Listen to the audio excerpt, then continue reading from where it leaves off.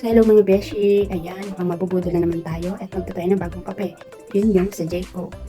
So, based naman sa TikTok ay mas mura siya and meron na siya free donut. And syempre, marupok tayo sa kape. Hindi natin papakawalan yung ganitong pagkakataon, di ba? Try lang ng try, kape lang ng kape hanggang magpalpitate, di ba? So, tara, gigising ko lang sa Emelina. Let's go! Talunggis natin, beshi. Tara! Ba sa ating yung anak mo, hello! Tara na! Naku guys, nagalit siya. So, bali papunta na kami nito sa SM North. And dito kami dumaan sa may Trinoma. O, diba ang ganda ng design sa itaas.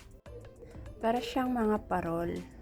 Naku, mukhang Christmas is raving na talaga. Hello, gastusan na naman tayo niyan.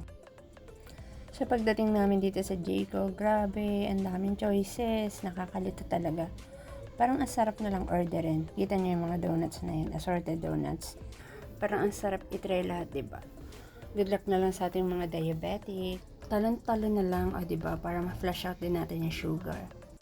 Ayan, kita niyo naman maraming vacant na seats. Pagpunta pala namin dito, hindi siya masyadong crowded o goods na mag-work dito. Since meron din silang outlet. Pwedeng magsaksak ng charger. So, habang ma-order si Ems, ayan, napaisip ako. Kung dati Jollibee lang yung nakakainan namin, pero ngayon, nag-start na kami mag-explore ng iba't ibang bagay, iba't ibang pagkain. So, ito nga pala yung in-order namin. Sa akin is yung J Cusino. 145 siya. And yung kay Ems naman is hot choco. Ayan, yung donut na yun is yun yung mga free. Diba, sulit na since yung kape may kasama ng free donuts. Huwag ka, ngayon lang naman kami nakakapag-try ng magkape-kape kung saan-saan. Kasi ayun nga, gusto lang namin may experience. Naalala ko pa dati parang sobrang tipid namin sa sarili namin. Pero ayun, nauubos lang yung sahod. Wala rin man kami masyado naiipon. Inisip ko saan naman napupunta yung pera namin, diba? So, this time, tamang tikim-tikim ng maisipan. Ayan, tamang emote na lang kami dyan guys. Pagpasensyahan nyo na, nasobrahan na naman kami sa kape.